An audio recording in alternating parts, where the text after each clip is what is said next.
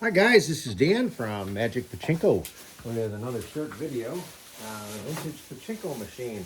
Today we're featuring a 1971 Nishijin Model A. This is probably, my guess, one of the earlier versions of a tray feed. This one's dated to 71.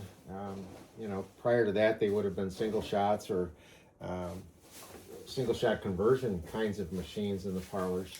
So this one is one of my favorites, Model A style, with the little bowling alley in here. This was the first machine I ever bought, was one like this, and so it's always kind of got a special place in my heart. This got a full restoration, new play field, all the wood taken care of, so on and so forth. This particular machine, and I'm just making some guesses here. This was stored inside, but I think it was stored in an area that allowed an awful lot of sun to shine on it, specifically the back side of it. And if you look here, this plastic is all yellowed from being in the sun. This is very, very yellow. It's kind of hard to see, but right here maybe you can see the difference in the white and the yellow. So anything that was kind of behind something didn't yellow, but everything else did. Let me get this down a little bit differently here. That's better. Okay. So what it did is it made the plastic extremely brittle. This poor machine, every time I turned around, some piece of plastic was snapping or cracking. And I've probably got more super glue in this machine than any other machine I've ever done. This snapped up here, it broke over here, a lot of places, but super glue is a wonderful thing, and everything is just fine now. This has got some interesting mechanisms back here that open and close the tulips based on where the balls come into the bowling alley. So when you get ready to set this machine up, this is a recycler, so you don't need a catch box like the Model Bs, but you do want to have something down in this corner, because this is where your balls will dump out of the machine when you're ready. Oh, you know what? Give me 1 second, guys. Don't go away. I forgot to turn my lights on. There we go. That's probably a little better for you. All right. Okay. When you get ready to load this thing up, you might want to have something over here because eventually balls will fall out over there. But recyclers, the losing balls go back into the recycling tray. So when you get ready to load this, assuming you have your typical 500 Pachinko balls, and make sure they are authentic Pachinko balls, not ball bearings. Over on this side is a little label that says open and shut, and this little lever here moves up and down. You want to lift this up into the shut position, and I'll show you what that does. When it's shut, these little brass fingers are down, so that when the balls come in, they hit those brass fingers and stop.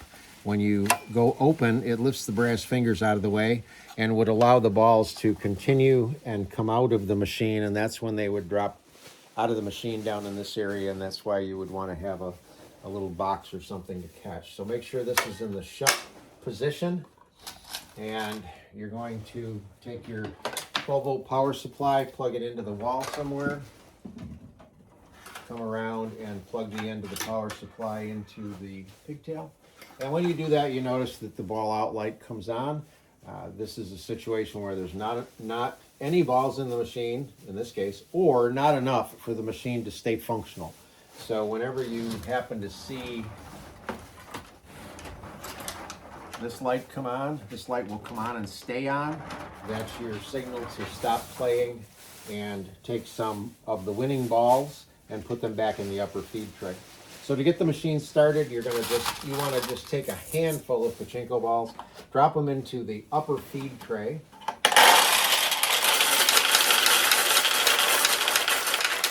And they will immediately go down the upper feed chute into the turnaround, down this little feed tube into the middle tray, run across here in a double row and into the jackpot. So right now there's 14 balls sitting in the jackpot waiting to go out as a win.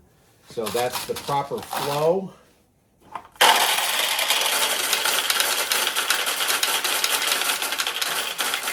So we know the balls are flowing through the machine properly, so now you just want to take everything but about 20 or 30 balls and form them.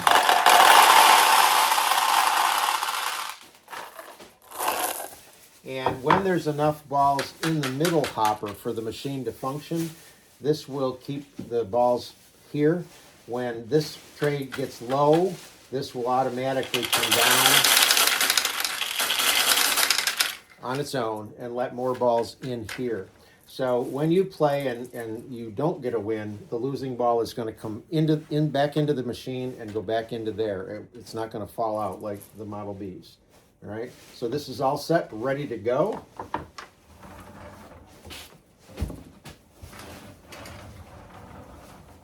So now as the player, you would walk up to the machine, any given machine in a parlor, and you're going to place the Pachinko balls that you have purchased into the upper feed tray, and you're going to start to launch the balls. Now there is a proper way to launch Pachinko balls, and that is to curl your fingers around the finger rest and then bring your thumb up, pull all the way down, and let go.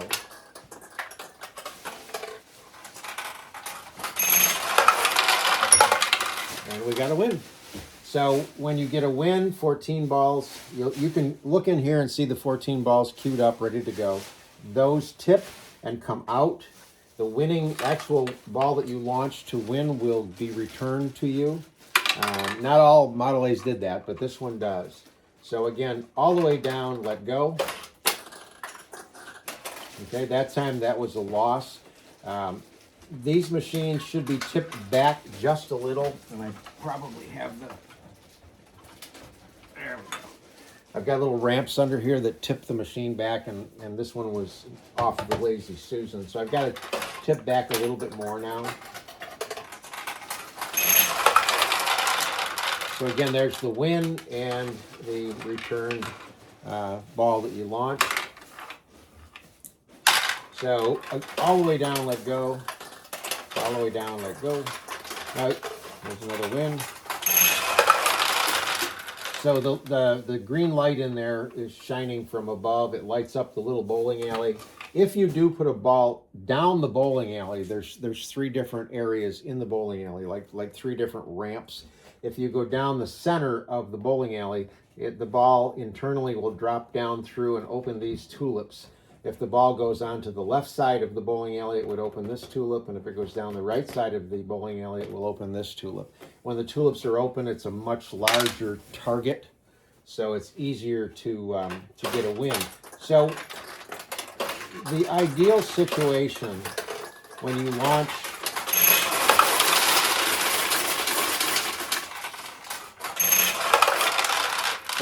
a Pachinko ball is to bring it up in this area and have it lose its momentum up in here, and then it'll drop down through. You want it to try to drop into the bowling alley if at all possible, because that will open the tulips, making them larger targets. Now this tulip is open, so all the way down, let go, is going to launch the ball over to this side of the machine, and there it goes.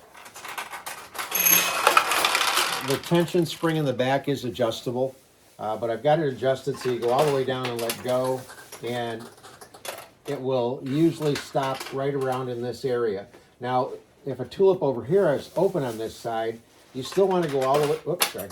You still want to go all the way down to make sure a ball goes onto the launch ramp, but then you can let up a little on your thumb, and that was not quite enough, but there. See, that keeps it on the left side. So you'll get used to how much pressure you need to keep a ball on the left side, or a little more to get it to go all the way over to the right side. And ultimately, you'll get that fine touch where you can pretty much drop them down through the center, and hopefully that will.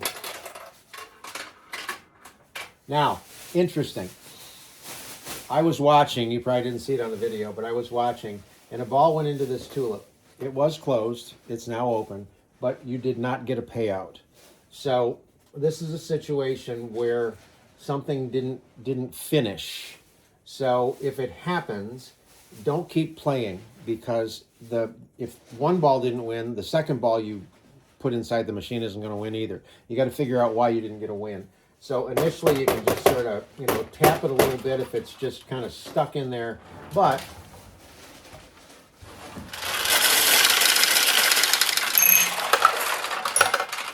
unfortunately, with me moving the machine around, it cleared the jam. So I'll try to point out where the jam was. And this is the seesaw. This tips back and forth. And you always want it to be tipped back with this end high rather than low, okay? And any ball that comes into the machine as a win gets captured in this plastic here, and it runs down this ramp, and it goes right into the end of the seesaw.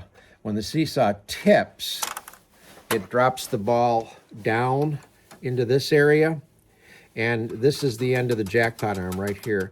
The ball will drop onto the end of the jackpot arm, and it will push this down, and when this goes down, it will tip the balls out. You get a win, and then the whole system resets. So what happened that time is the ball came into the back of the machine, rolled down, and went into the seesaw, and the seesaw got about that far and said, I'm not going to go any further. Why? Who knows? This is a 50-year-old piece of machinery that has been beat to death at one point while it was in the parlors. It's clean, it's good, but these things happen to these old machines.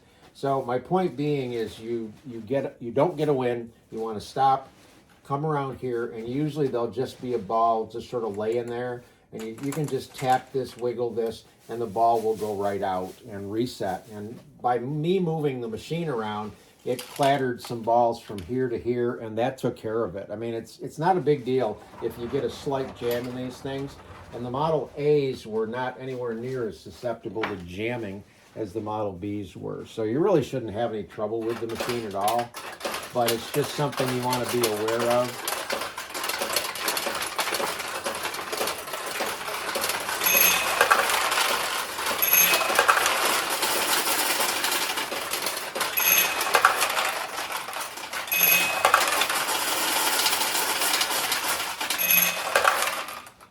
So that's the 1971 Nishijin Model A bowling pin machine. Hope you like it.